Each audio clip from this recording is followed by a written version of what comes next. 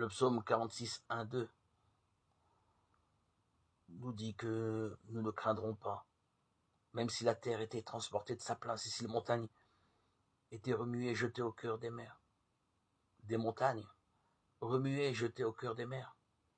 On imagine l'inquiétude et la terreur qu'entraînerait un tel bouleversement de nature. Mais on peut éprouver des sentiments semblables quand on assiste aux changements si rapides de notre époque.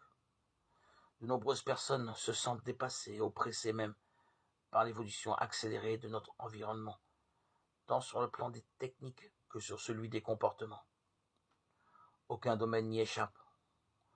Beaucoup d'experts scientifiques craignent un réchauffement gravissime pour la planète dans les décennies à venir, et la montée des océans risque alors de submerger des pays entiers.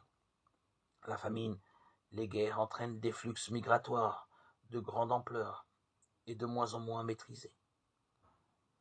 L'économie et la finance mondiale vacillent sur leur base, et que dire du développement vertigineux d'Internet et de ses applications, outils aussi géniaux que vulnérables, et par là dangereux.